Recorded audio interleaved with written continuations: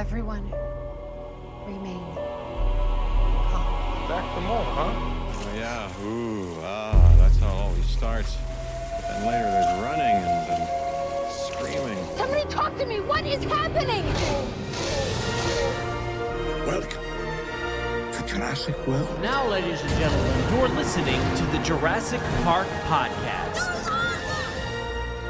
How long is it going to take for that to spread around the globe? You specialize in a subject nobody cares about anymore. You're about to be out of a job. Look at you. Look at me. And look at you. Hold on to your butts. Well, we're back. Hello, everyone, and welcome to the Jurassic Park podcast.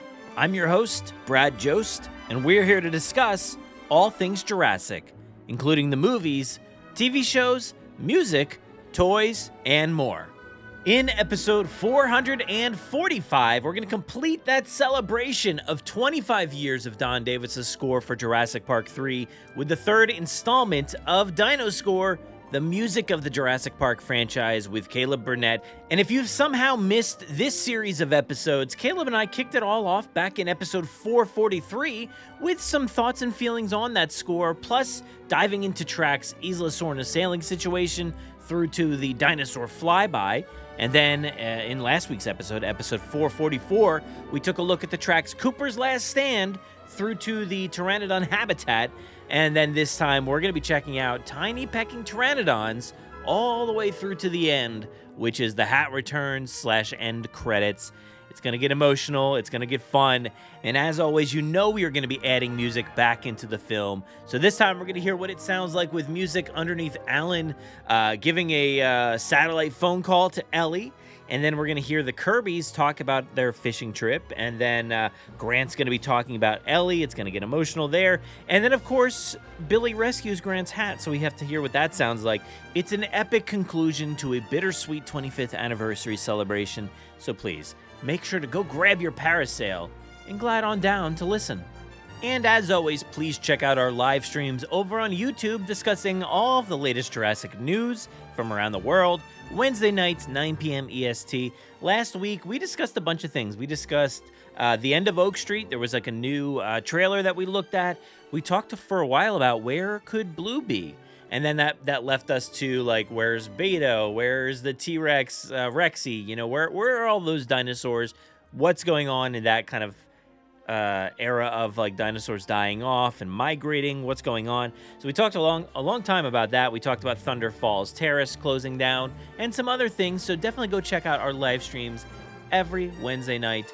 And as always, if you have anything to add, you can always call our voicemail line at 732-825-7763, or you could email your voice memos or written thoughts to JurassicParkPod@gmail.com. And let us know. And if you have any thoughts still on Sam Neill, you want to get those out there, please go ahead. Let us know. We'll play them on an upcoming show. And any other questions and thoughts, we'll play them on some, iteration of the Jurassic Mailbag. But it is time, so let's go ahead and dive into our third and final installment looking at Don Davis' score for Jurassic Park 3 in Dino-Score, the music of the Jurassic Park franchise.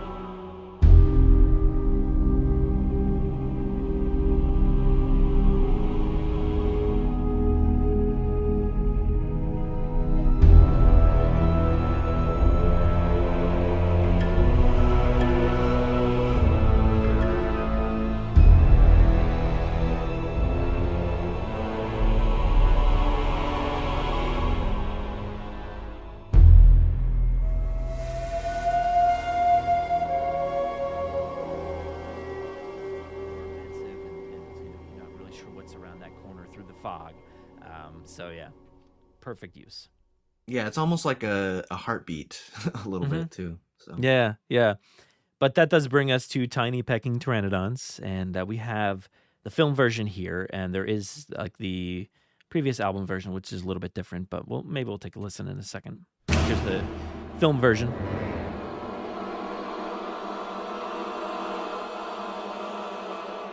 got some good chorus there. Mhm.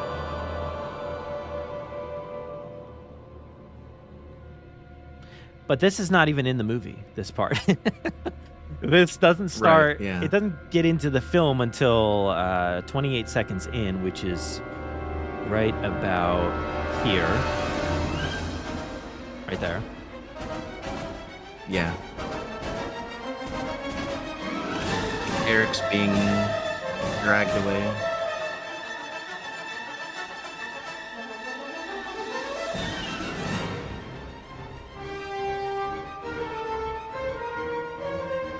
That weird piano back There's there. some good stuff. Oh yeah.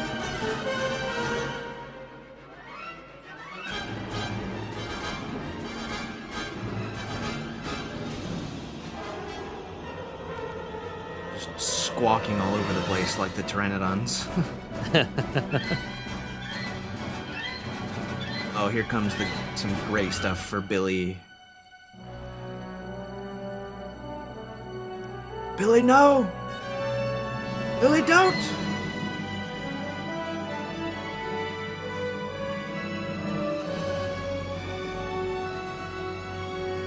I love the snare drum coming up next here. It's very cool. Yeah, that chorus hit right there when he takes off with the sail. Yeah, snare drum is so killer though. I love that. It's so soft yet precise. It's very cool.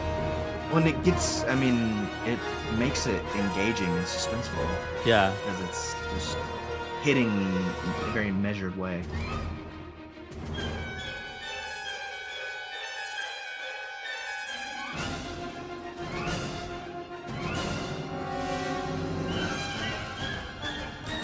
I think that was probably the suspense where Paul almost falls off the edge of the bridge there. Oh yeah.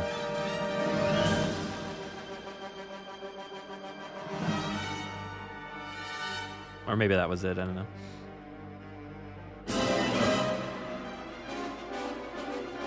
This song, you can like hear the attacks, right? You can hear the strikes, the pecks, and all that stuff happening. Oh yeah.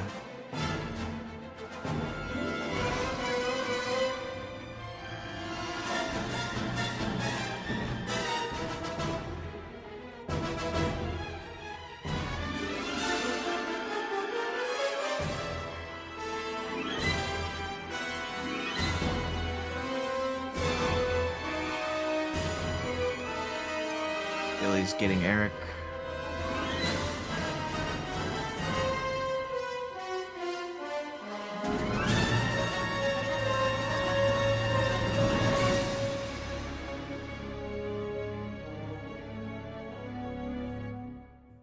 Oh, just abruptly, just done.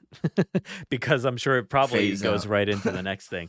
But yeah, it's interesting. And like I was saying before, Don's not necessarily doing anything overtly different with the pteranodons, and that's kind of surprising just because like usually when you hear like they did his own little Spinosaurus rendition kind of thing, and then the velociraptors, you always know like what the velociraptors are going to sound like, and like compies, for instance, you can always tell when like a compy's around. But I thought there'd be a little bit more something here with the pteranodons, but no, it's just much more like bombastic again. But there's some bits in there like that snare drum parts and all the attacks that you can tell, but nothing necessarily that shouts like pteranodons to me. Yeah, it's like it's bombastic and squawking like they are, but it's also just like heart-pounding suspense. That scene is just all over the place, as is the music.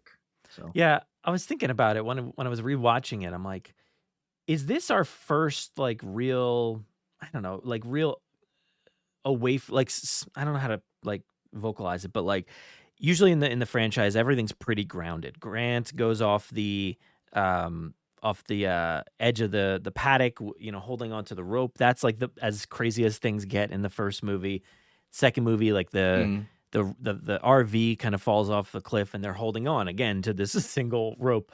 But this movie's like, all right, we're going to be jumping on cliff tops and tiny pteranodons are going to be attacking and one dude's going to fly off and jump. So this is, I feel like, one of our first major like action sequences that feels a bit different than the other movies. Does that feel accurate to you, or is there something else that I'm missing? Oh yeah, I feel like it's accurate. I feel like it's plausible and believable, at least for me. Like Billy seems rugged and experienced enough to sort of, in a moment of adrenaline and necessity, like perhaps he can sort of pilot a sail over there. Like, but then like Billy's young, like he gets Eric, and then immediately like the pteranodons come and slash it. Which I think they would do because they're attracted to it and it's red, and so like, and then things don't end well for Billy there. But no, he dies. Yeah, that's it. But the original score version is a little bit different. It cuts out like a few seconds in the middle and then goes into like the raptor eggs sequence. I think we've already done that, right? That was that was before. Yeah, that was where was that? Oh, that was like after Bone Man Ben. So that was a while ago, or maybe it wasn't. I forget. But this brings us. I'm going to skip over that since we don't need to rehash that. But let's go to a really good track here. This is Billy Oblivion. Love this one.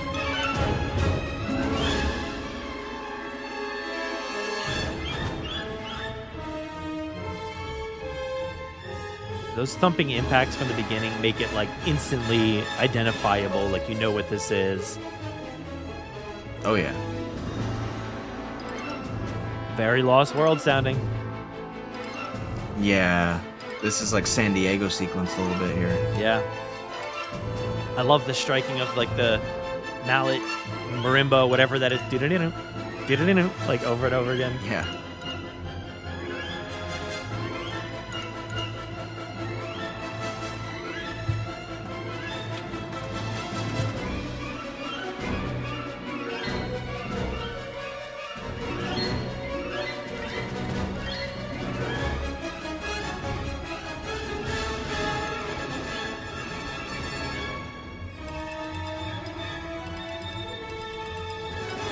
More of the vibraphone marimba stuff.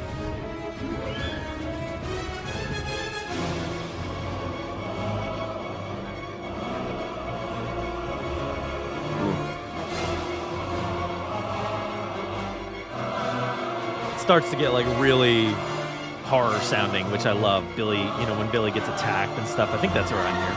Yeah.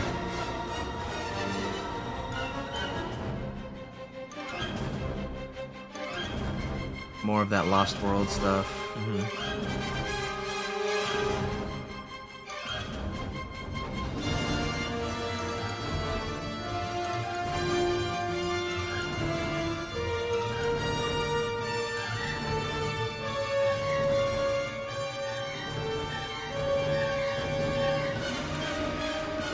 Oh, so horrific.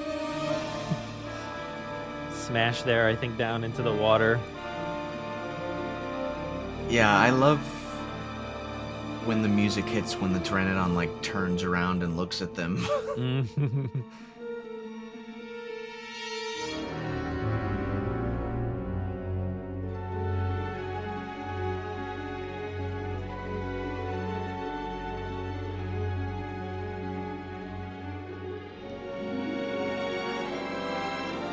Bit of that like island majesty again. It's just there again. It's just so good sounding. Yeah, that's when they reach the boat. I think. So yeah, so that has that Lost World vibe, and I did pick it up here just to compare for comparison's sake, of course. Right here, this is the cue monster on the loose. This does happen like a handful of Mhm. times throughout the Lost World, but I just picked this track right here. So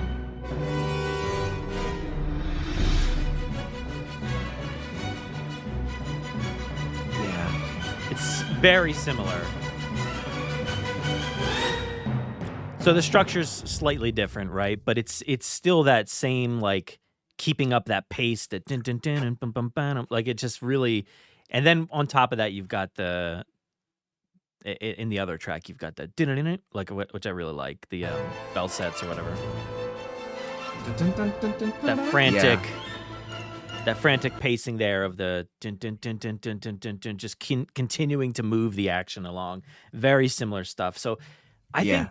I think Don Davis is like, I'm starting to like come around to the fact that, man, he was utilizing stuff maybe better than everybody so far. Is it possible that Don Davis is better at utilizing like like kind of all facets of what John Williams was doing? I think it's possible. Instead of just being like, oh, we're only going to do Jurassic Park themes, we're going to do all kinds of stuff that sounds familiar, and you're going to love it. Yeah, I think everybody's inspired by the themes, and I think Don Davis was inspired a little bit more by the textures and sort of the Mm. just motivic things to describe certain emotions, like that Lost World thing that we were just talking about. That's just a very uncertain, like suspenseful thing, and just the orchestration is the same, and so yeah, I think you're onto something.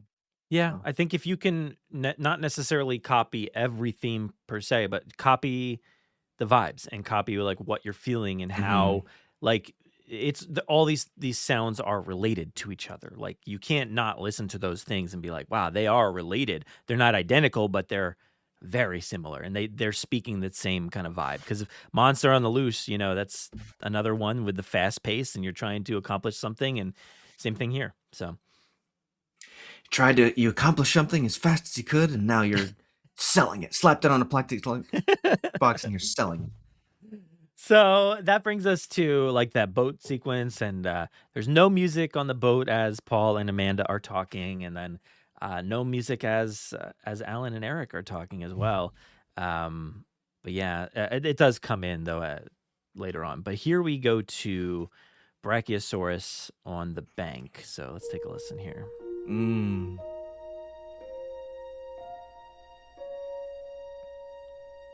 I love that intro vibraphone kind of sound.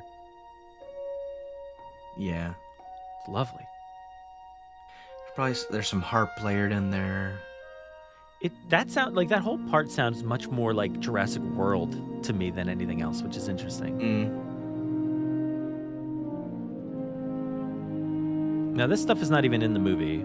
This comes in, Mm-hmm. I think, about halfway through.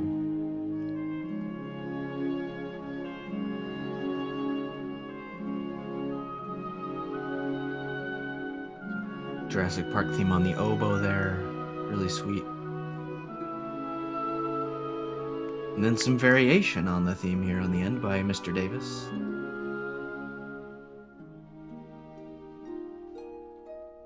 Here we go with the harp and the classic Jurassic. You know what, Dr. Grant? I think Billy was right. What was he right about, by the way? He wanted to be an astronaut and not an astronomer. Oh, okay. So.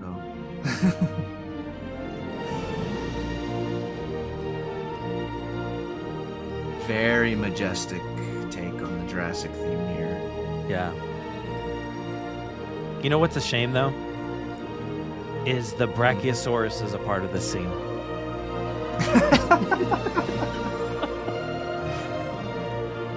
The chorus on the end here.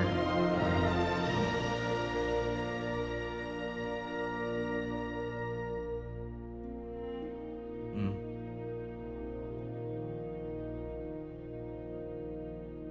This nice little fade out there. Yeah. Sailing on down the Jurassic River. So that brings us to Reaching for Glory. So this originally yes. parts of this were in Bone Man Ben. There's Bone Man Ben again, just constantly coming up.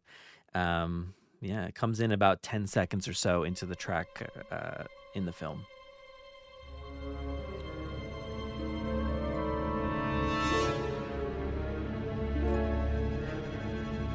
Bum, bum, bum, bum. Yeah.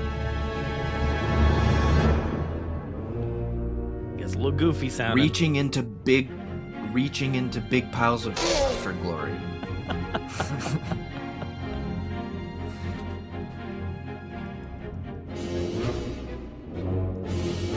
Yeah, and the brass here is great. The Super goofy. very cartoony and comical. Yeah.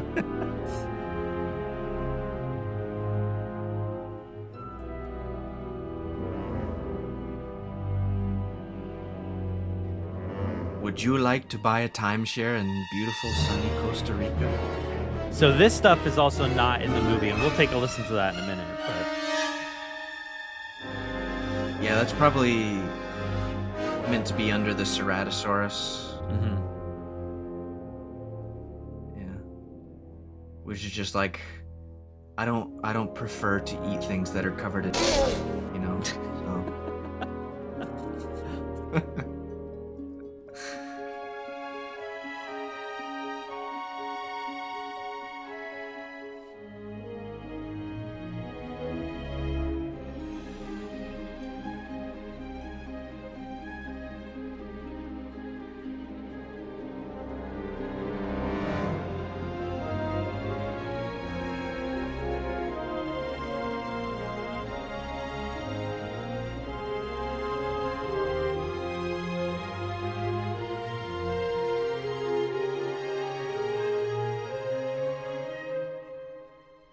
Stops here for a phone call, you could say.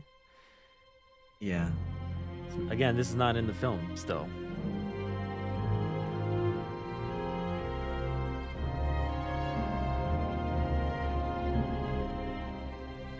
Yeah, it's sort of hinting at the Kirby theme a little bit through there. Da, da, da, da, da.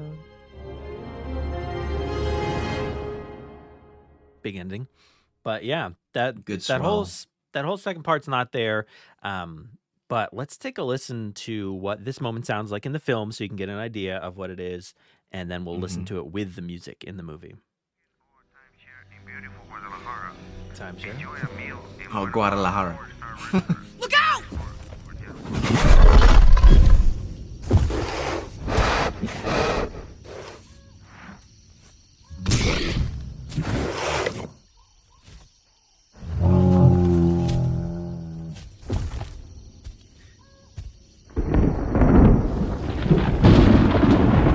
Turn off the power.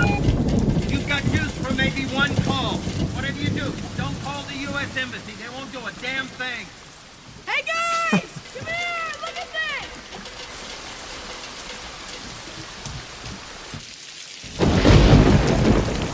Bonitas, I'm all for Something rain must and have spooked them. thunderstorm sounds. get the engine going, Mr. Kirby. Yeah, I was gonna say just all the sound effects of the water hitting the boat. Open the throttle.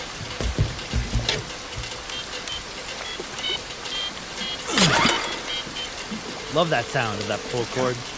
Sounds like it's out of Star Wars. Yeah, yeah. Sounds like a creature in Star Wars would make that sound. Ellie! Hello? There is a Charlie! Charlie! Charlie, take the phone to Mommy now! It's the dinosaur back! Okay. Charlie! Are you taking the phone to Mom? There's the music. Charlie!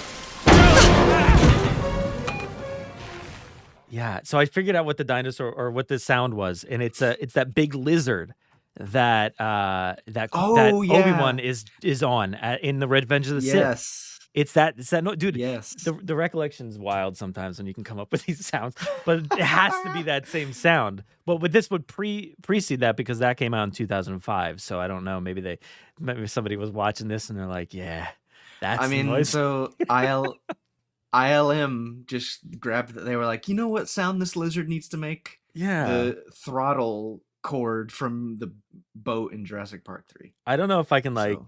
pull up that sound effect. Let me see if I hear it.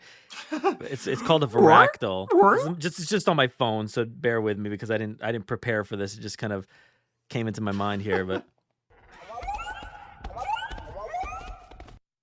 like it has that same sound.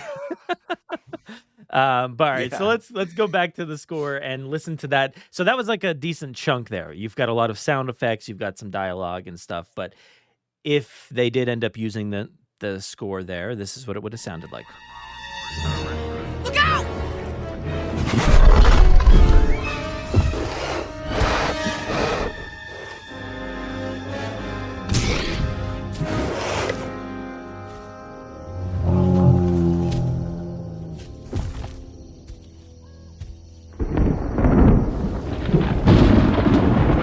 Turn off the power.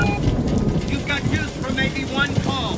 Whatever you do, don't call the U.S. Embassy. They won't do a damn thing. Hey guys! Come here! Look at this! I like how this. Bonitas, Something must have spooked them! get the engine going, Mr. Kirby.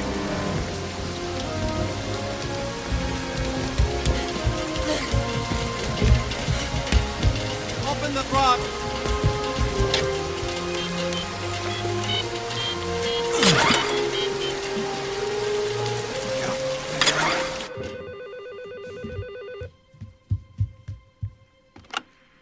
Hello? Ellie! Hello? Charlie! Charlie! Charlie, take the phone to Mommy now! It's the dinosaur man! Okay. Charlie! Are you taking the phone to Mom? Charlie! And that's where the next track, River Rampage, comes in. But yeah, take the phone to mommy. Yeah. Like I love that sound. Just like his voice just brings something out of me, and I love that. It's the dinosaur man. But you like I like how the track dips down right there and everything. It's perfect. It gives them time to breathe and talk about that and hear the pitter patter of Charlie's feet as he's going down the hallway and stuff. Yeah, but we're going to start to ramp up the bombast a little bit, and we're going to go to River Rampage, and here we go.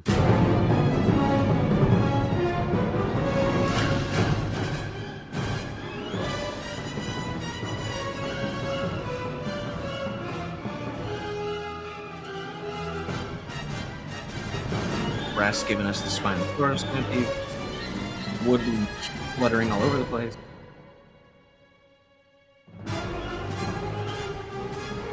Gives us those little breaks for the phone call parts.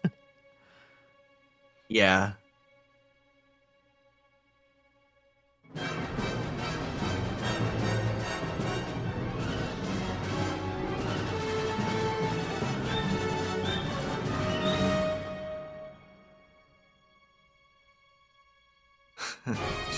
Complete trembling silence.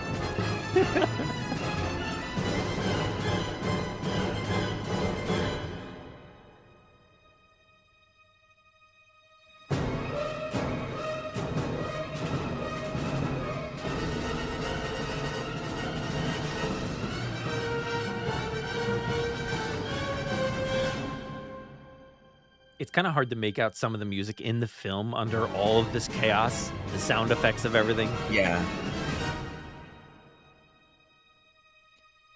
Who is it? It's the dinosaur man. It is.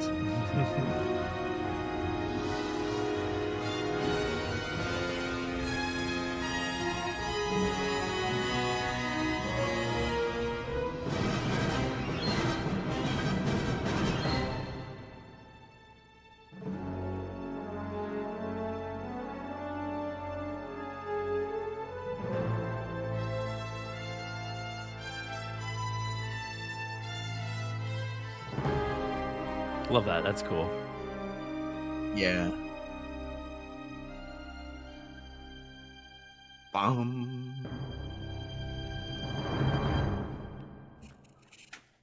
Yeah. So Yeah, there. good, very dramatic little hit there at the Oh end. yeah. And it's interesting because there's an alternate to that. There's the River Rampage alternate ending. And Mm. I synced these up like in my software and I was looking at them, identical stuff. I get to the end and then like it's also identical. So I'm having a hard time deciphering what the difference is. The only thing I can come to Okay. think of is that maybe in, I think the alternate, the timpani kind of hits a little harder on that first note, that boom. You know, usually when you do like a timpani, sometimes you hit that first note is like a bit harder than the rest of them because you go down and then you raise it back up to the end. But it's very kind of imperceptible, I think. If you listen to the end, this is the alternate.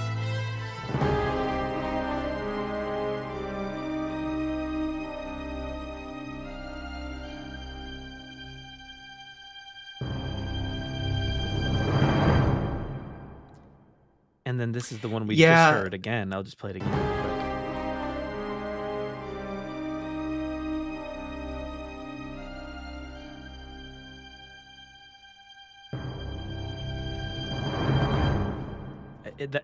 I think it's just a timpani. I don't really know what else it could be.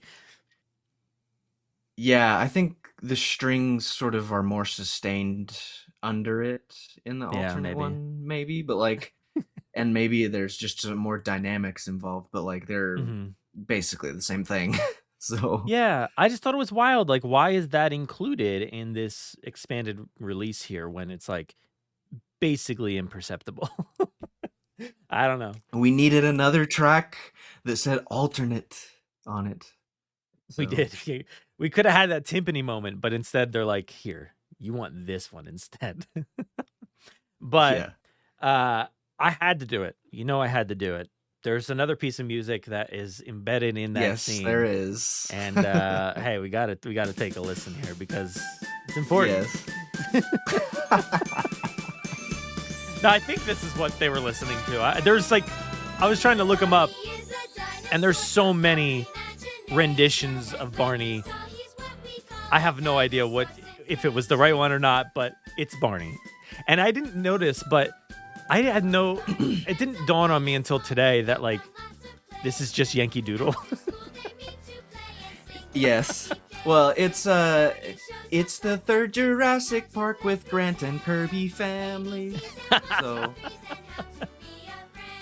you know, I have zero problem with Barney being included in this and the tension release in that moment. I think this movie benefits from some of these tracks. Like we didn't even talk about the other one where it's like, it's the dinosaur man, like that alternate track. I don't know that added anything I necessarily needed other than the beginning part when we see the Ceratosaurus. Is that what it was? Yeah. And and like I think it added some gravity there that made it feel a little bit,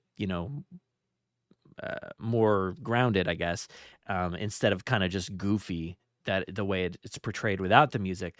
But I think this moment is fine. The levity of this moment is fine, and I like seeing that back and forth of like the absolute horror that Grant and everybody are going through on the island versus what's happening at home. And it would have been better if that was like his family at home, but hey, we'll talk about that again some other day, I'm sure. But yeah, it's I love that juxtaposition there of the silliness of Charlie getting lost in his daily task and just kind of like watching Barney for a second and not paying attention to the horrors that are happening across the world. It's pretty funny. Yeah, and it's a goofy dinosaur show when there's like a dinosaur attack with actual sharp teeth attacking people on the other side of the situation. So it's just it's relevant. So yeah. And I what does that bring us to? That brings us to Paul makes the leap. I was almost going to skip ahead completely, but yeah, so Paul is going to sacrifice himself in this next sequence. So let's take a listen to this one here.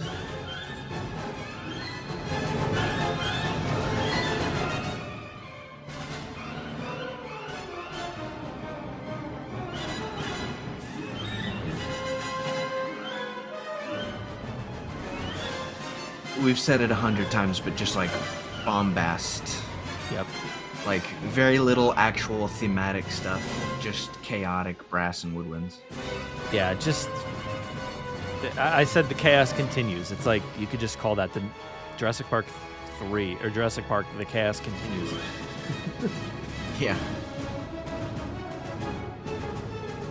It reminds me a bit of the Billy Oblivion Pteranodon stuff.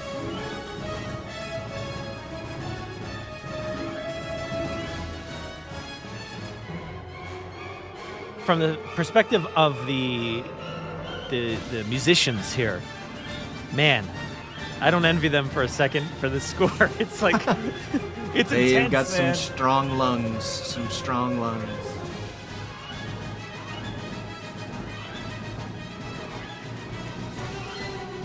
So many layers. And it's like vaguely heroic, but it's also just like so suspenseful. Like he's about to fall.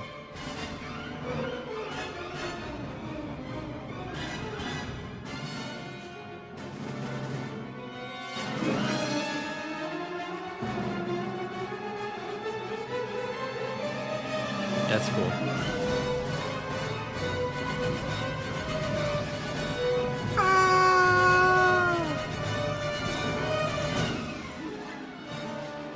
Got Paul Kirby's scream ingrained in my brain. That sounds so cool. Yeah. It's like triumphant, but not. It's like, it's interesting, yeah.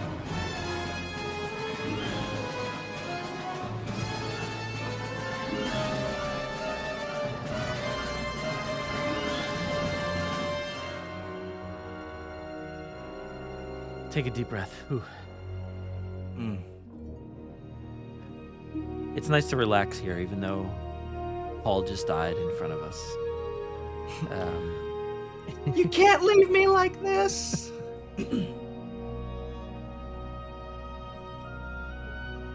Starting to hint at the family theme. Paul's alive. There it is. There it is. Paul's alive! He's in the Old West, but he's alive! He's in the Old West. Just thinking Back to the Future 3 again. Well, that was Back to the Future 2, I guess. Yeah. But, True. Doc's alive! He's in the Old West. yeah, so that's a nice little ending there, but just it's almost impossible to tell like what's happening. It doesn't necessarily add a lot, like you're saying. There's no textured like themes or anything. It's just kind of just a wall of sound against all of the sound effects and the dialogue and whatever's happening there. And there's a lot because it's in the rain. There's like, flare shots. There's machinery sounds and mechanical kind of noises and things. There's all kinds of stuff happening. Screams burned into your brain. It's a lot. So. I think Don Davis had mentioned that it was like overspotted quite a bit, and I'm like, yeah, I think so, probably. But like, I don't know, what else do you do in this situation? Like, it's maybe he could have went a little less crazy, but like you were saying though, it's so layered. There's a lot in there, and it is cool. It's cool. It's cool stuff to hear. But when I was doing the listen back, and I have like the score on my phone, and I'm trying to sync things up. It was impossible to tell what was happening. I'm like, am I synced? I don't know. I can't tell what's happening. There's so much going on. So I was just like, forget it. I don't know what's happening in the film. It just happened. That's all I know. Yeah, I think every place they chose to not use the music and not use those alternate takes was a good decision. And so, because when the music does come back in, it's just absolute chaos. So, yeah, maybe I would have rather they use those alternate cut music moments instead of like the big action sequences, because it would have been less bombastic. I think a lot of those cut sequences are more chill. But like, I don't know. I wish I had the ability to cut the music just to hear what that sequence would sound like instead of with music. So maybe one day, but yeah. So no music here as Paul talks to Eric and Amanda about fishing and boating or whatever. So also no music No music, as Eric asks about Ellie. But that brings us to I was putting the boat in the lake and the trailer sank. That guy wanted to knock my lights out. He did, yeah, he did. But this one is River Reminiscence, and it's not in the film. Yeah.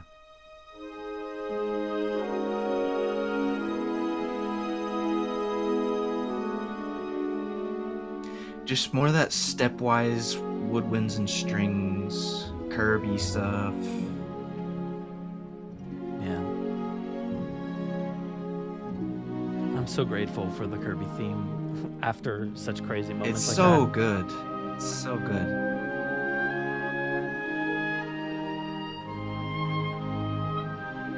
Ooh, some high clarinet there. It's maybe the high oboe. clarinet is, or yeah, whatever it is, it's so good right there. Sounds so classical. Like you bring that instrument out, dude, it just like, feels authentic. Ooh. Little hinting piano Jurassic Park theme. Yeah. Wonder who's on screen in that moment. Yeah, I wonder, who could it be? There's two different endings. There's this one. You just hold the note out. Nothing really happening there. But there is a second version, which I'll cut to the end there, and we'll just hear what it sounds like at the end.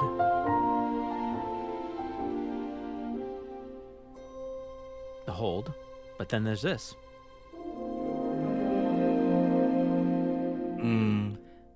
And I think that was right Which is where when they hear the ocean. Yeah, that's like that was the part where they're like, "Do you hear that? Like the ocean." Oh, yeah, And yeah, so yeah. But Yeah. I cut those sequences, of course, as I do. I wanted to listen to it without the music, so here is that sequence without the music.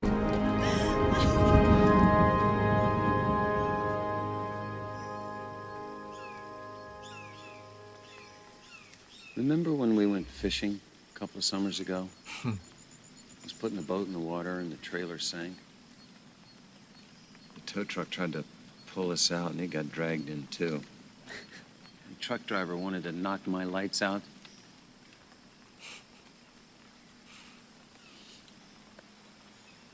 I miss fishing.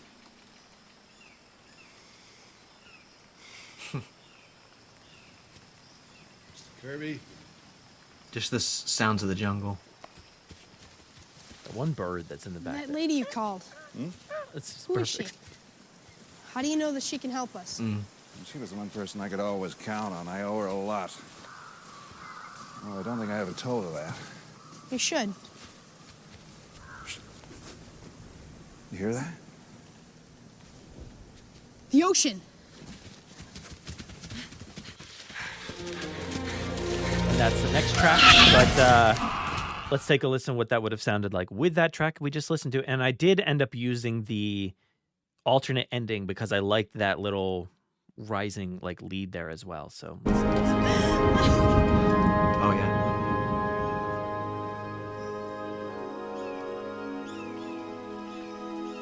Remember when we went fishing a couple of summers ago? I was putting the boat in the water and the trailer sank. The tow truck tried to pull us out and he got dragged in too. The truck It's driver interesting wanted to with this knock my theme under lights it. out. Yeah. Because it's all like the theme is great, don't get me wrong, but it's almost too sweet for the dialogue. Kirby?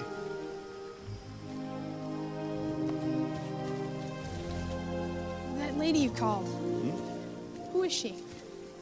How do you know that she can help us? Oh. She was the one person Okay, I could like always this count on. when I we're owe talking her a about lot. Ellie. Well, I don't That's think I ever good. told her that. You should. Oh, that gives Hear that? me chills. Yeah. The ocean.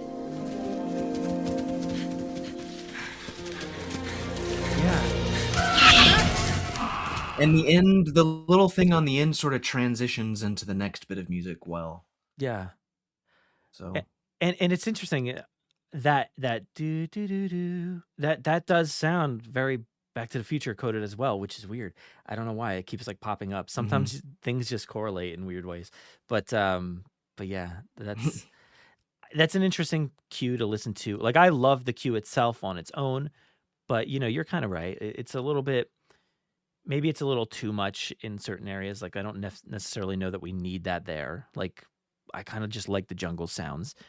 But if you can add that JP theme behind Alan talking about Ellie, like I kind of need it. Like I want it. So it's hard. It's a dilemma. Yeah.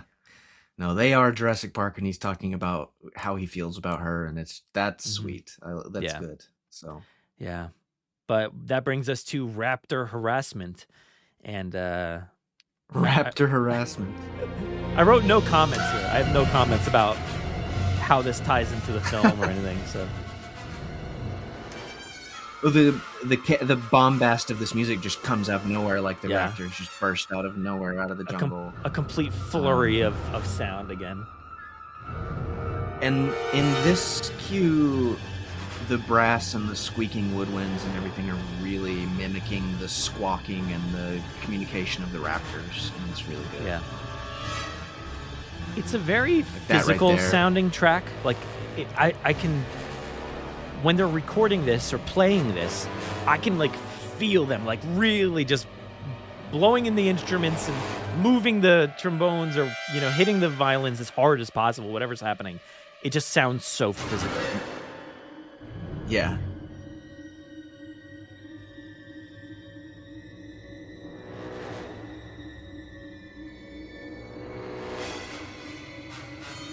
Very high dramatic strings. Trombones and tubas. Yeah. Wow.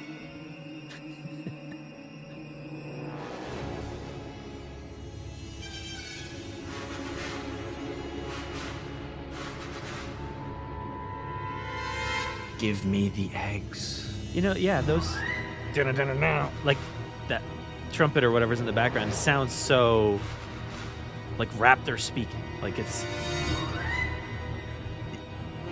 Yeah, it's also mimicking the resonating chamber. Yeah. A little bit too.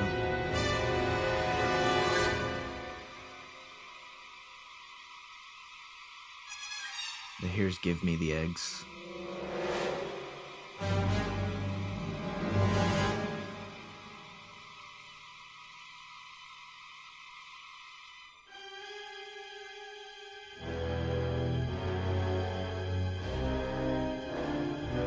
And they think they're being called for.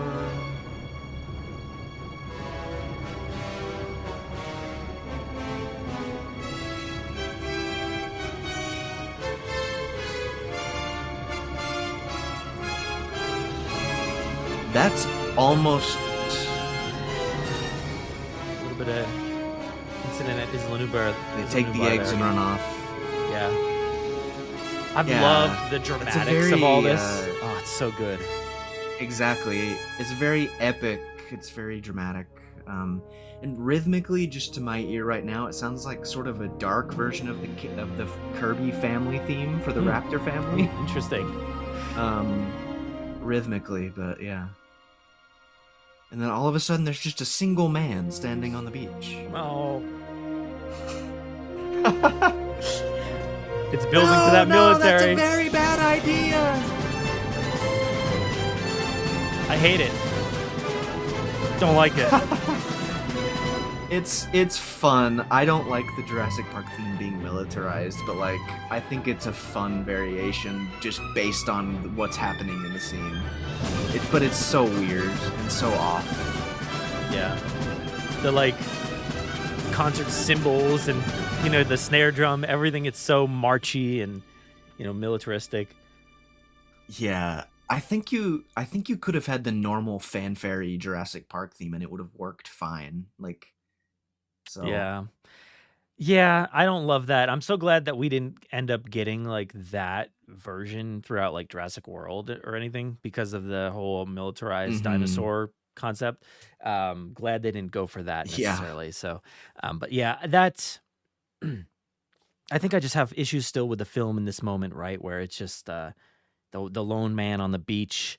And I was thinking about it last night when I was rewatching. I'm like, maybe I just don't like the beach. Like it's too generic. Like I don't know. I know there's beaches on this island, but like The Lost World had the beach in the beginning. It was still a little rocky and a little tough to traverse. This is just like straight up beach. It kind of looks like they just went out and filmed it like right next door somewhere, right next to the studio. But like it feels like weird to me. And then the military coming in, it's a little too abrupt and all that. So to me, I don't love this sequence. So I think I'm putting a lot of that onto the music. Music's not as bad, but I think I just lump it all together, and I just don't like that sequence. Oh yeah, I think it's ridiculous. Honestly, like especially just because it's like the one guy there in a suit with a megaphone for a second, and then all of a sudden they all burst out of the water and they all show up, and it's just a little too much. It's a little much, yeah. But you have to thank her now. She sent the Navy and the Marines. It's like I like that we're like acknowledging that Ellie saved us all. Yeah. But, How did she do that in like 45 minutes? I don't know, but probably in real time. It was very fast. I don't know, but we'll take it. We'll take it. But don't call the U.S. Embassy. Call Mark Degler. He can save you. He's the guy. So. He is the guy. Divorce him though. But that brings us to the final track here, which is we've got a bunch of things going on here. And I'll do two quick things before we dive into the full track. But this is the Hat Returns / end credits, which is the extended version from La La Land Records. It's 10 minutes. And then the original track, the original soundtrack was it was much shorter. What do I have that at? 5:10. Different arrangements here, very different arrangements. And there's a third arrangement, which is actually in the film. It's very different than either of these two arrangements. There's similar pieces that are used, but they're all just arranged very differently. So it's hard to listen to. Like I couldn't sync anything up because nothing was working. So it's just its own, there's 3 versions here, which is weird. But we're going to listen to the extended one. But before we do that, there is one sequence I wanted to listen to that was cut that I thought would, be worthwhile to hear. And this is the scene inside the helicopter.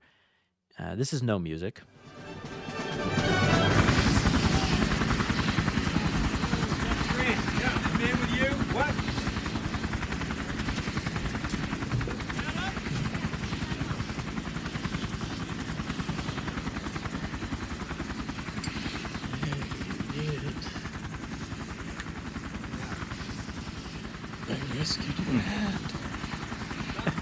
We need to go now.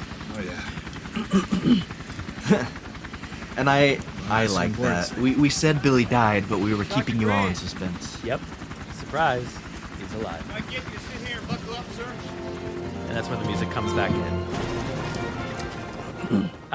But yeah, so I rescued your hat. Like it's so silly sounding.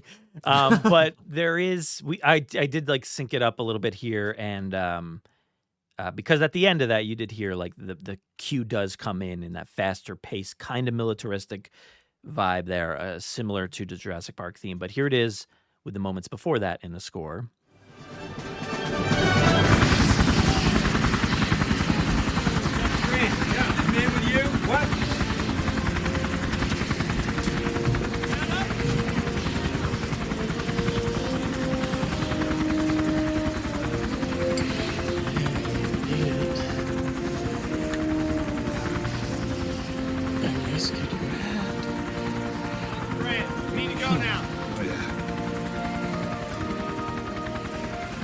That's the important thing. Dr. Grant. Jurassic Park theme. And then it goes into that again. So it doesn't add a ton there, but it's nice. It's nice to hear it right there. But Grant, man, I mean, he's still kind of like a little bit of a jerk, because he had this whole nice moment where he kind of wished things were different with Billy earlier on, but he's just like, yeah, thanks. At least we have my hat back. Like, yeah, okay. That's the important thing. Yeah, that's the important thing. And then he just moves on like that. Okay. No, not like, Billy, I'm sorry for what I said to you. I didn't mean to say that. You are a very good astronaut. So, or whatever, whatever he is. Astronomer. You aren't quite as bad as the people that built this place. Yeah, you aren't quite as bad, but you're a good mix of astronomer and astronaut. I love you, Billy. Thank you. He just didn't say anything. I was just like, thanks for the hat. But yeah, so let's dive into the full queue here. It's a long one, so sit tight, and we'll take a listen.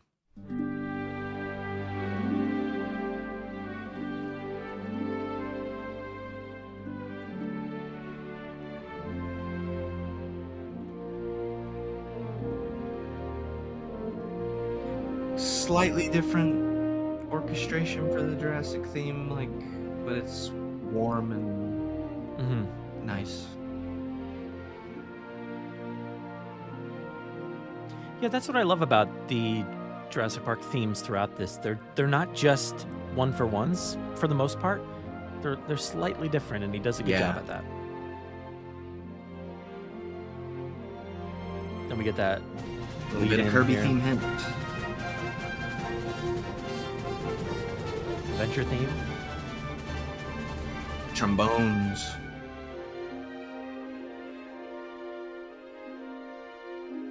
Yeah, hinting at the Kirby theme, sort of in between things.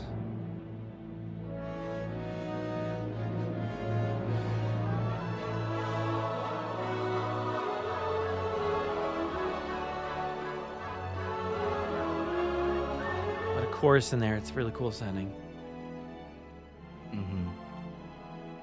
A lot of cool transitions as well. Some of that island stuff. Yeah. Family.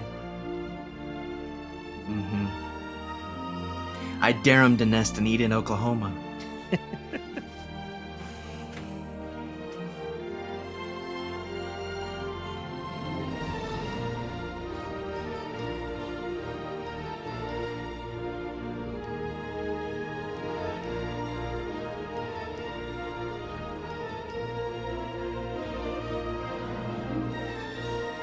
It's so great that this theme is so good in so many ways. Like, it's fast, it can be slow, it can be piano, it can be everything.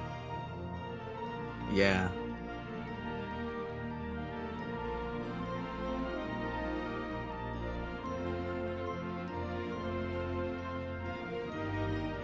Yeah, it's just a slightly different orchestration where you can go, oh yeah, this is the Jurassic Park 3 version, and it's kind of fresh and warm, and it's good.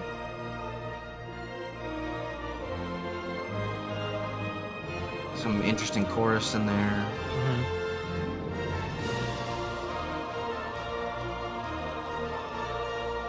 Yeah, I mean, they could have been there before, but the mix is like real loud on that choir, so. Yeah.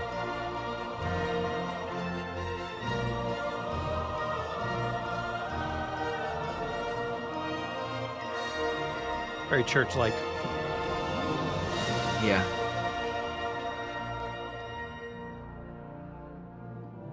Again, great transition. Just flawless. And then into the family, yeah. It feels related to the Jurassic theme. I mean, there are other new themes in the other movies that you can transition directly into, and so, like, this is one of those.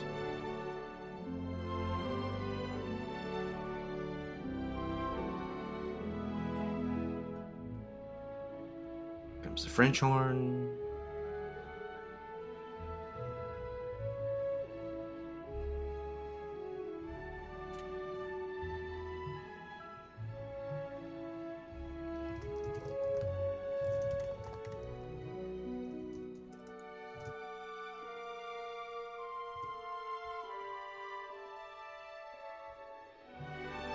And there it is, the full theme. Like, it's just a great theme. Slightly used, in Rebirth, right? It feels like it was. I don't know if it was purposeful or not, but A little bit. Yeah.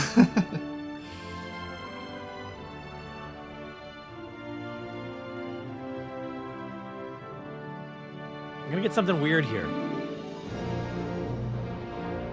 Back into the Jurassic theme. But listen to the notes here. Ready? Oh, I know. That note It's structure not is correct. so weird. No. Not correct. I was gonna mention that when it came around. I was like, the articulation and the notes are not correct there. Dun, dun, dun. It just Nope. it feels so wrong. Thank you. And you know, I don't know it's fine, but like it's fine. Yeah. As like an alternate, it's fine. But like I feel like I've done a lot of looking into this, and I haven't done the full research, but I feel like people have been saying that like, well, and I've seen it in interviews that like John Williams actually gave him the original like manuscripts that he had to create these scores, and one of them had an error on it that he originally wrote this way, and that he just went with that one and didn't correct it. Here it is again, I think. Right there. It's just weird. Wow. Gosh. So if that's the case, that's so funny. But also Yeah. he didn't mess it up anywhere else, because this theme does show up other places. It's fine there. It's correct there. Yeah. I don't know what happened there. It's weird. Yeah. You don't often get this like just a solo or a couple of trombones doing the Jurassic theme like that. That's an interesting recording. Yeah. Oh, the woodwinds. Yeah. That's great.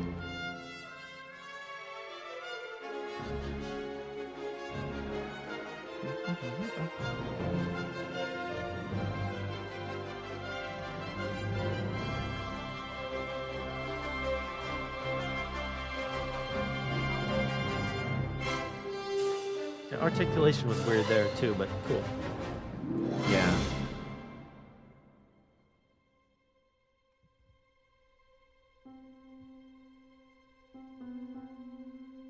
Little harp or piano.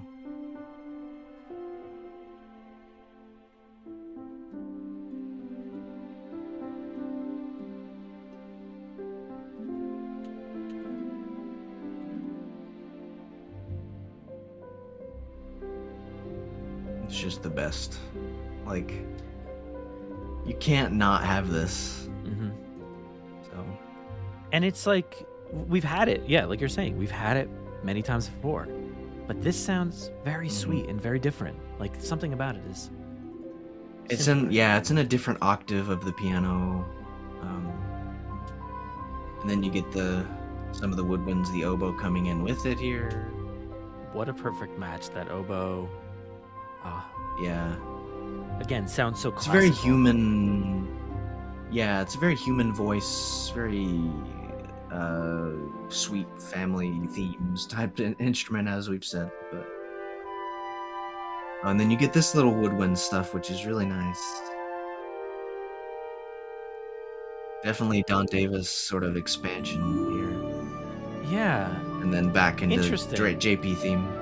It's an interesting transition, because he didn't necessarily need to go to that JP3 style transition right back into Jurassic Park again, but he did. He gave us something different. That's cool.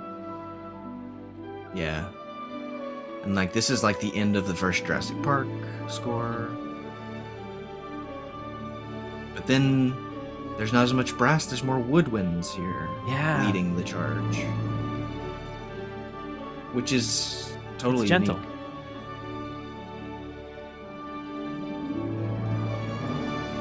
There we go. There we go.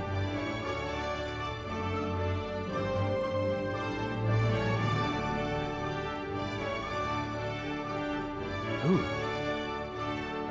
The harp's doing something cool.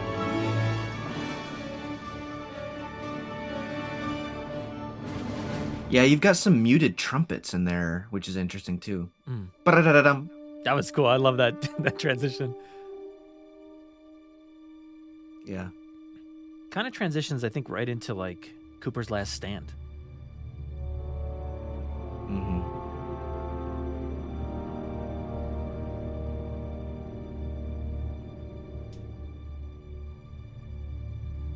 Tell me we didn't land. Let's do it all over again. Let's go back. Yeah, this reminds me of that moment. Yeah. But yeah. The 4-note motif here. Spinosaurus still Yeah. alive. Still out there. Very much It ends the is. same way in Jurassic Park, right? Like it ends on that same 4-note motif, like signaling to you that the Exactly. dinosaurs are still alive, still, a threat out there somewhere. And same thing here. Spinosaurus is still alive, unlike the T-Rex. So, Yeah.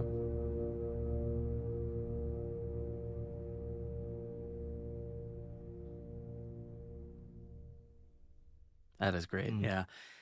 Oh, well, I mean, look, there's still like we didn't listen to a lot of other things. Like I said, that there's still like a different version in the film of that track, and then there's the original soundtrack version, plus there's all the Bone Man Ben stuff, and there's a few other pieces that are not as like collagey as I guess Bone Man Ben is, but a few, different things there. But yeah, man, I mean, the score, how are we feeling? We wrapped it up. You feeling any differently now versus how you felt at the beginning of all this? oh no, I think it's a Jurassic score, but it's a very unique Jurassic score. It does things that no other Jurassic score does with orchestration and with new themes. And no, I think it's just a very solid addition to the franchise. Very dramatic, heartwarming, but also just bombastic and scary. And so it's a great score to go through. Yeah. Yeah, So I think, usually this kind of changes the way that I look at scores. And I think it absolutely helped with Rebirth, helped me contextualize things and feel a little bit different. And I think this one did to a certain extent, but a lot of the stuff that I loved about what we've done was cut from the movie or not there in some way. And I'm like, oh man, if some of those moments had been there, maybe I would have felt a little bit differently watching this. But I think the context of the film really washes over the score itself to me. And so it's hard to kind of pull those two things apart. But I think what we have here is some really extremely listenable stuff, and then a mix of stuff that's like a complete skip. Like I don't want to hear this as I'm just driving to work or something. I don't want to hear this as I'm just walking down the sidewalk or something. Like some of this is a little crazy. If I'm running through the woods being chased by like something, yeah, definitely I'll throw that on. But otherwise there's a lot of crazy stuff here. And yeah, I don't know. It's interesting. I would love to hear Don Davis nowadays, like what would you say about this score and the history of this franchise and everything else that has come after him? And so yeah, it would be interesting to hear that. I don't know, but there's a lot of stuff I was looking into of what he has said in the past, and one thing was about the style, and he actually, like, I did a little bit of looking into it, so I don't have anything to pull up here, but I was looking into like the polytonal style of this all, and I was like looking into like all that kind of the way that the polytonal, like the polytonality, I guess, of everything, and the way that these different keys are kind of played over top of each other, and I think it really worked well for this score. You mentioned it before when we were talking about. I don't know which one of them, but the fact that this score is able to do some really scary, dramatic, mysterious stuff, but then kind of just instantly go right into that beautiful family theme. I think that's because of this polytonality, where it's these keys are just on top of each other, but it gives way, and it allows the score to resolve into all these different motifs. And I think it's pretty interesting. But Don Davis had said like he was trying to create something in the polytonal style of I can't say this, Prokofiev and Prokofiev, yeah. Prokofiev and Shasta. Yeah. Oh my God, I can't say any of these. Shostakovich. And I did a little bit of looking into it. The Prokofiev one was a little bit more difficult. There's so much music out there, so it was really difficult to kind of cue in on exactly what he was talking about. But the Shostakovich one was actually pretty overt, I felt like, when I was diving into his scores, and I looked into the Symphony number 15 in A major, the second movement, I think it was. Okay. It's awesome. So there's some cool stuff in there that I felt like it was like very much giving Jurassic Park 3 kind of feels, and with the tones, like the structure of all the tones and everything. Because like I said at the beginning, it just feels different. They're layering on these dissonant tones with major stuff, and it's just weird. So I think it's all because of those two composers there. But any thoughts on that, on those polytonalities? Yeah, I mean, I think it just, with all of the instrument groups doing all of their own thing at times, it just creates a very attention-grabbing texture and sound. And they can, they can all do their own things when they need to and be chaotic and bombastic, but then they can shift pretty easily into, a more smooth thing when the music needs to be more that way. And so it makes the score very diverse emotionally, to be able to just flip a switch back and forth like that. And so it's good writing. Don Davis is a great composer. Yeah. So, and there's a reason John Williams chose him. Mm-hmm. So yeah. And I did find a few more things, but this interview was actually posted on oh my God, I can't speak anymore. IndustryCentral.net back in 2017, but it was originally from SoundtrackNet back in 2001. That's what was happening a lot, whereas I was like Googling like interviews and things like that. And it was like a lot of reposted content from 2001. So this one dates back to the release of the film. yeah. And the interviewer had said, the action cues are pretty intense, including one of my favorites from the scoring session, Clash of Extinction. And Don said, I've got bad news for you. In the dubbing, it was determined that the Clash of Extinction sequence would work better without any music. It appears on the album, but not in the film. Mm-hmm. To be honest, the film was a bit overspotted, and Joe seemed a little nervous to not have music everywhere. In the final analysis, I think we spotted too much music, so when we dubbed, there were some judicious excising, which happens pretty often. I believe that in the original Jurassic Park, the T-Rex attack on the kids in the car was underscored, but the decision was made to dub stage to remove the music, and I think it works. In addition to removing my music, they also cut about 20 seconds of footage from that sequence. What they cut out was a bunch of shots of the two dinosaurs standing off, the animatronic shots. I'm not sure I agree with that decision. I thought the animatronics looked great, but it's not my call to make. I guess Joe felt that in the final analysis, when the two monsters see each other, what are they waiting for? Just fight. So, interesting stuff there from Don Davis. Just fight. And we had said that. I had said that exact thing because I'm like, it's just not syncing up. The music that I re-added into the movie, I had to cut something. And I'm like, it just feels like, they're I know they cut some stuff out of this, and there's the confirmation officially right there. So that's cool to read.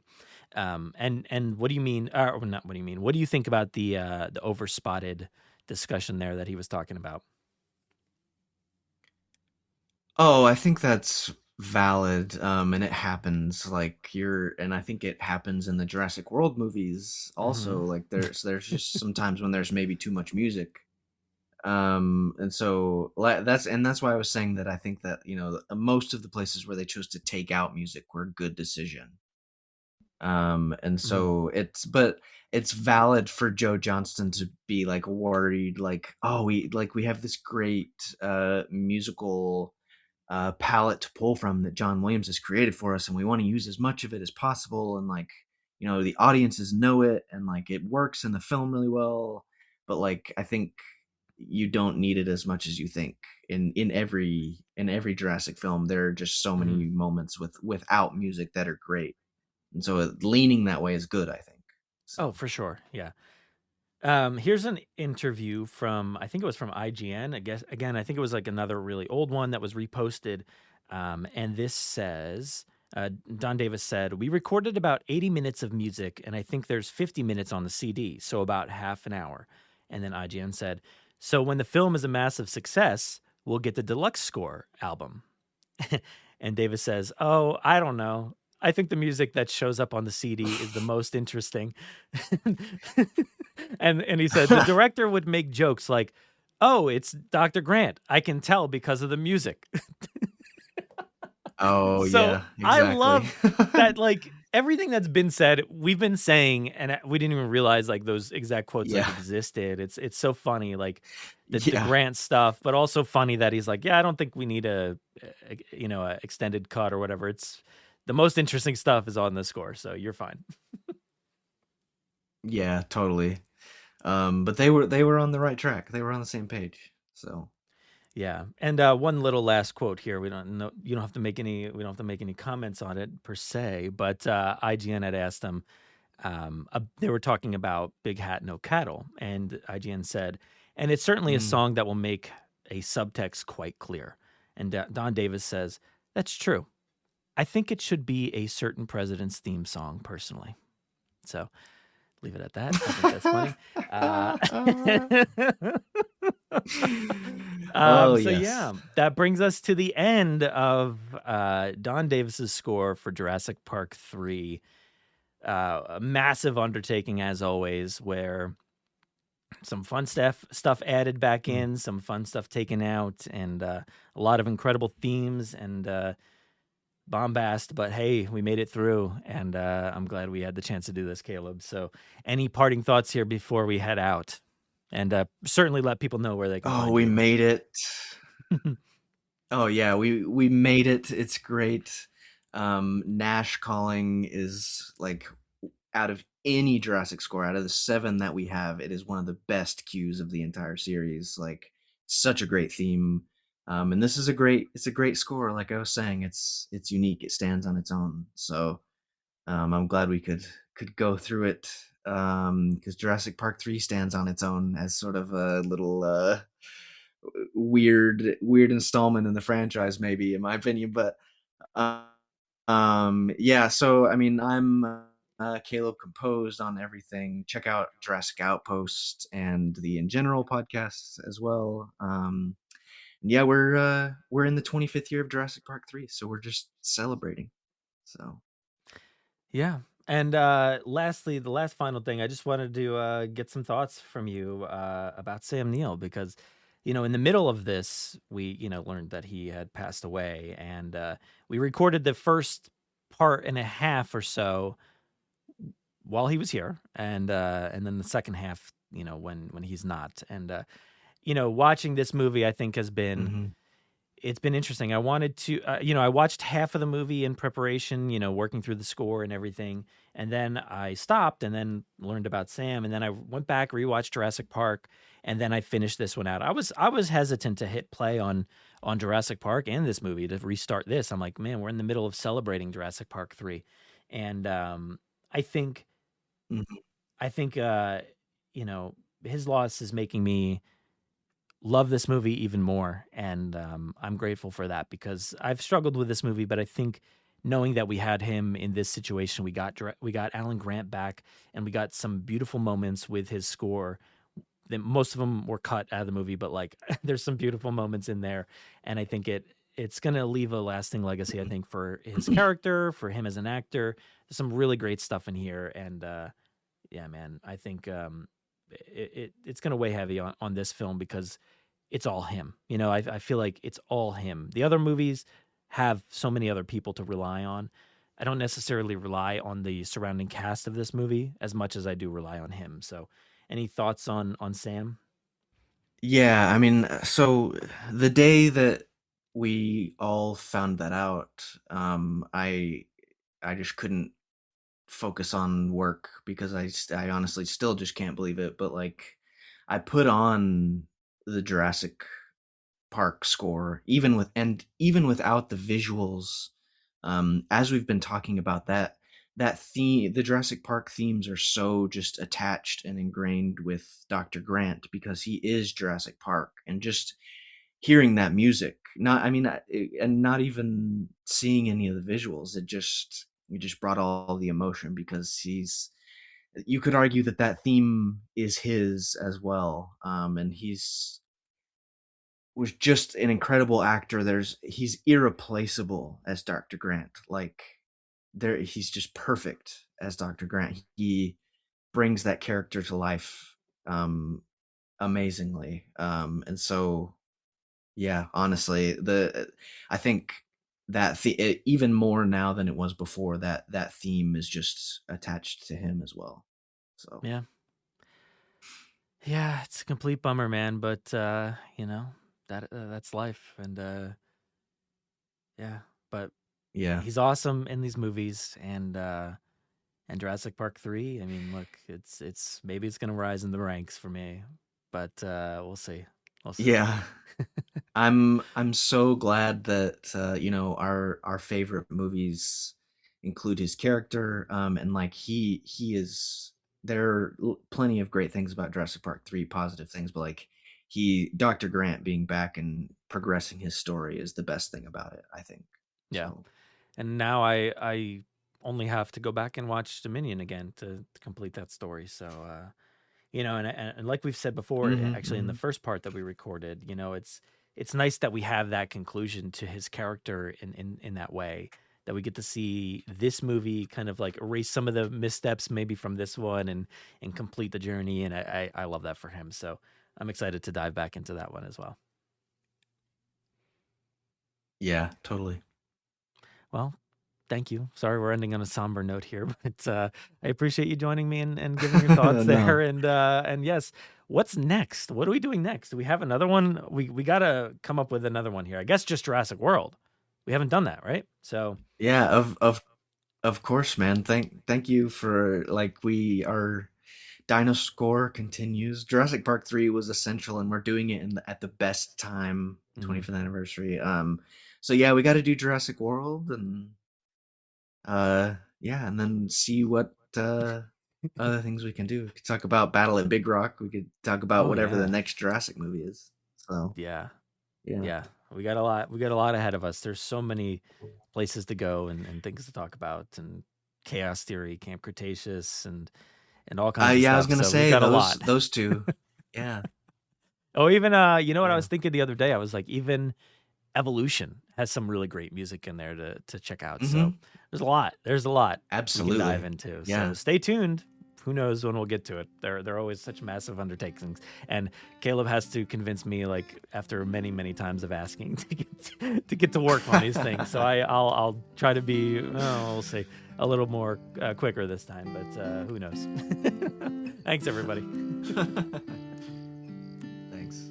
Life will not be contained. Life breaks free, it expands to new territories, and it crashes through barriers painfully, maybe even dangerously, but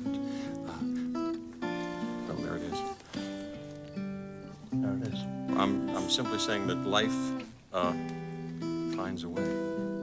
That'll do it for another episode of the Jurassic Park podcast. We appreciate each and every one of you for listening in and sharing in our love of the film scores, and especially Jurassic Park 3's score by Don Davis on its 25th anniversary. I always wonder how these episodes are going to go. They take so much research and so much listening and rewatching and re-listening over and over and over again. And then when it comes time to hit play and record, and it's always interesting to know how it's going to go. Are we going to have anything valid to say? Is there going to be anything interesting to look at? Is the film going to change, in my view, in any way?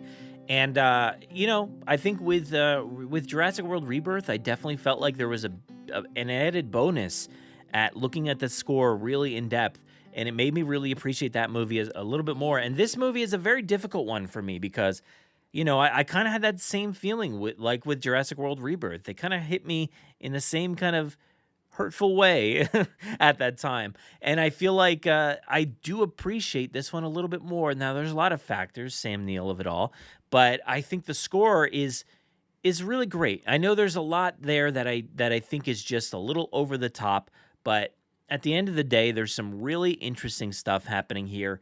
The usage of the theme is so unique and interesting. So I'm very happy to have found some interesting stuff here in the score, and I hope you all have as well. So I hope you enjoy this. We have more to do. We've got more scores to look at. We've got so many other things that we will be looking at over the time here, and I'm really interested to dive into whatever's next here with Caleb Burnett. So thank you to Caleb for taking some time out of his Jurassic Outpost duties.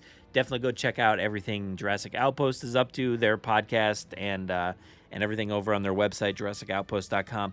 please go give Caleb a follow. He's Caleb Composed all over the place. And Caleb is always an awesome partner to work on these episodes. And, it's great to have his insight into the actual music of it all and the movies themselves. He's always got a line to say. He's always got, some intricate piece of information. And I love that. It's so much fun to dive into them with him. And I wouldn't have it any other way. So thank you to Caleb, and I'll see you next time, man. Can't wait. And of course, you can all hit us up over on Instagram, Facebook, or Threads to continue the conversation from this episode.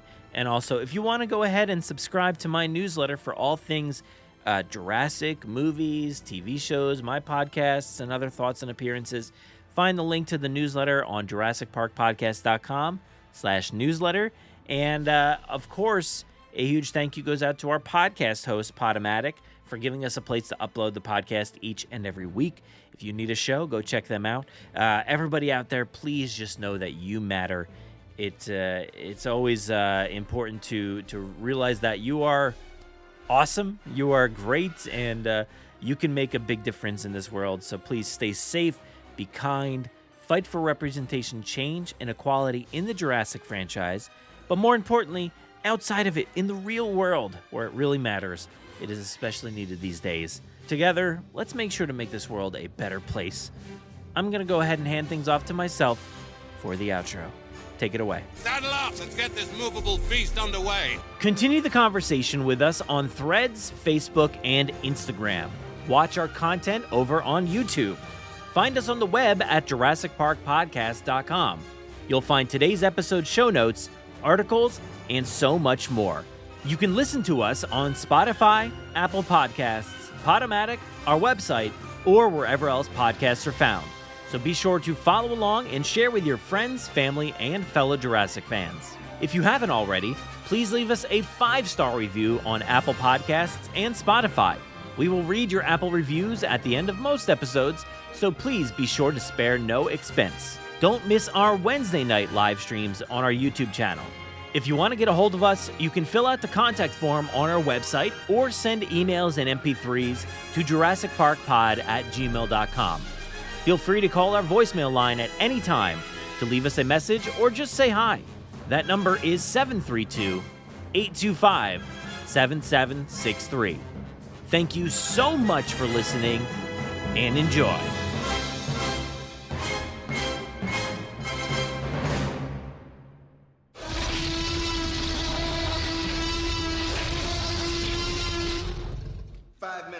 Drop what you're doing and leave now.